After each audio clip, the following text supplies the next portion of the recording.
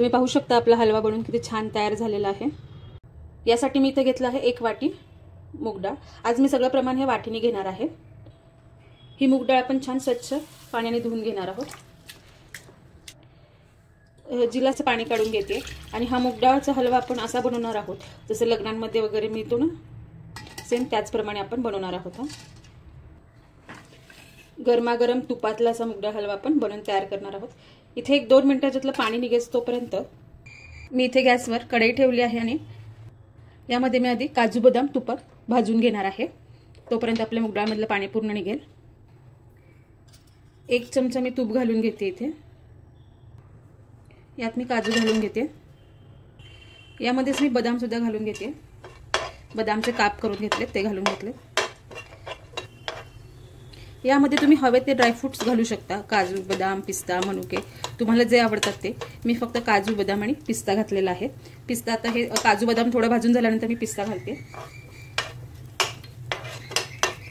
आता आपले हे भाजून झालेले आहेत, मी काढून घेते। ज्या वाटीने आपण डाळ घेतली होती त्याच वाटीने मी 1 वाटी दूध घेते। हे दूध मी यात घालून घेते। त्याच वाटीने मी 1 वाटी खवा घेते आणि हा खवा आपण घालून घेणार आहोत। त्याच्यात थोडासा हाताने चुरून घालते। तुमच्याकडे जर खवा नसेल तर तुम्ही 2 वाटी दूध घेऊन त्याचं 1 वाटी मग दूध आटवावं लागेल। 2 वाटीचं 1 वाटी दूध आपल्याला आटून घ्यावं लागेल। खवा आपण यासाठी घालतो की बाहेर जे लग्नात वगैरे जे हलवा करतात किंवा एखाद्या कार्यक्रमाला जो हलवा असतो तो इतका चवीला का लागतो, त्याच्यामध्ये दूध आणि खवा दोन्ही मिक्स असतं बऱ्यापैकी।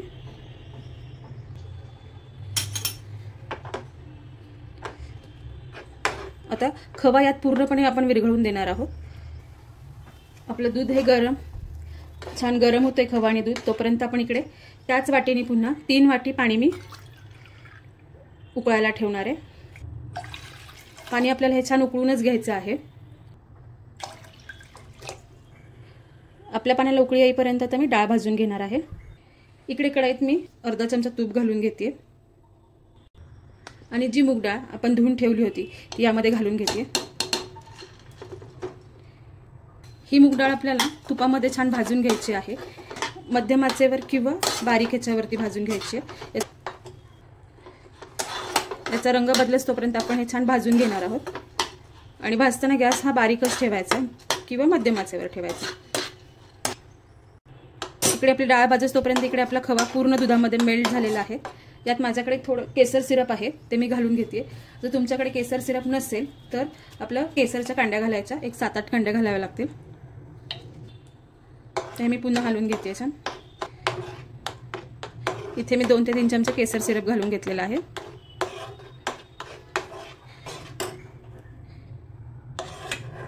आता हे असंच आपण बाजूला ठेवून घेणार आहोत आणि ज्यावेळेस घालणार आहोत त्यावेळेस थोडंसं गरम करून घेणार आहोत।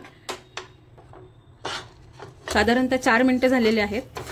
आता आपल्या मूग डाळचा थोडासा कलर बदललेला आहे। पूर्ण लाईट ब्राऊन होईपर्यंत आपण ह्याला हलवतच राहणार आहोत आणि हे हलवतच राहायचंय, नाहीतर डाळ एका बाजूनेच म्हणजे पूर्णपणे नीट भाजली नाही जाऊ शकत, म्हणून हे आपण हलवतच राहणार आहोत। इथे आपली मूग डाळ पूर्णपणे भाजून झालेली आहे। मूग डाळचा आवाज कसा येतो बघा, खणखण, पूर्ण कोरडी झालेली आहे। आता आपण ही मिक्सरच्या भांड्यातून वाटून घेणार आहोत।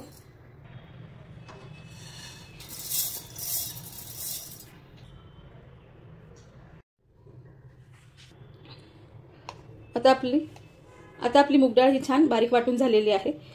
आपला बारीक रवा कसा असतो, हाताला थोडं जाडसर लागतं, पूर्ण बारीक पण नाही करायची, असं हाताला थोडंसं जाडसर रव्यासारखं लागलं पाहिजे।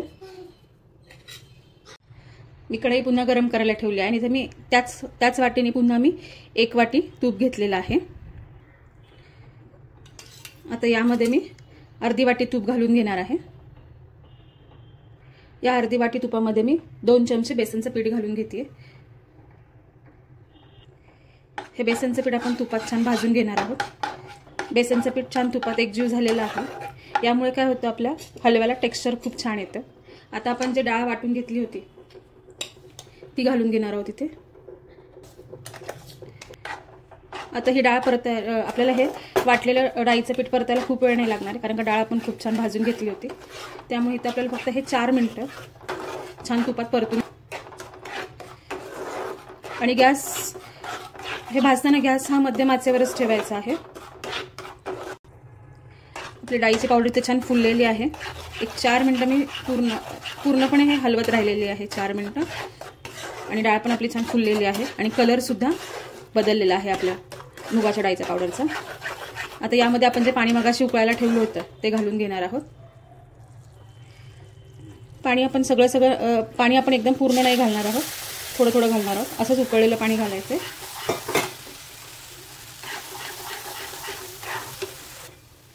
पुन्हा थोडं पाणी घालून घेणार आहोत.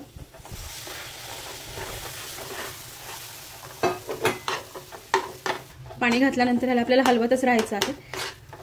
आता आपल्या हलव्याची जी क्वांटिटी होती ती सुद्धा डबल झालेली आहे. डाळीची पावडर आपली छान फुललेली आहे. आता आपण यामध्ये मगाशी जे दूध केसरचं गरम केलं होतं, खवा दूध आणि केसर, ते यामध्ये घालून घेणार आहोत. आता आपण हे एकजीव करून घेणार आहोत. त्यात मी पुन्हा राहिलेलं थोडं तूप घालून घेते.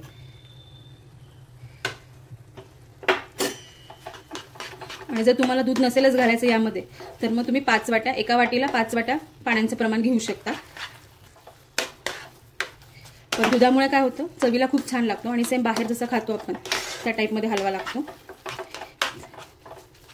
ते हे हलवतच राहायचंय. 1 वाटी साखर घालून घेत आहे मी इथे. आता आपल्याला कंटिन्यू याला हलवायचं.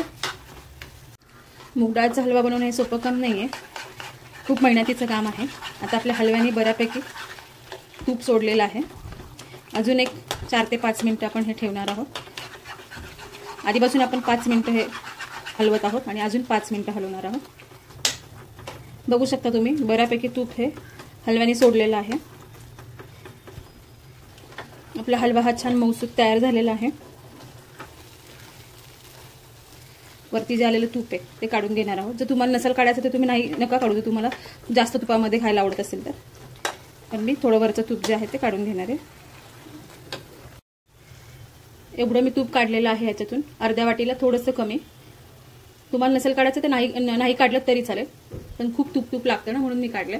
अजून सुद्धा आपल्या हलव्याला तूप सुटतंय. आता हा पूर्णपणे छान भाजून तयार झालेला आहे. त्याचा रंगही पूर्णपणे बदललेला आहे. आता यामध्ये मी 1 टीस्पून इलायची पावडर टाकणार आहे. आपण जे सुरुवातीला ड्रायफ्रुट्स भाजून घेतले होते ते घालून घेते. छान हलवून घेऊया. इलायची पावडर यामध्ये एकजीव करायची आहे. हा हलवा आपल्या रव्याच्या शिऱ्यापेक्षा, आपण जो रव्याचा शिरा करतो त्यापेक्षाही सुंदर लागतो.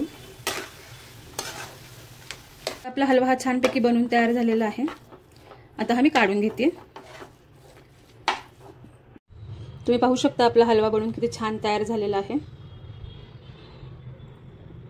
आपल्या हलव्याला रंग सुद्धा खूप छान आलेला आहे.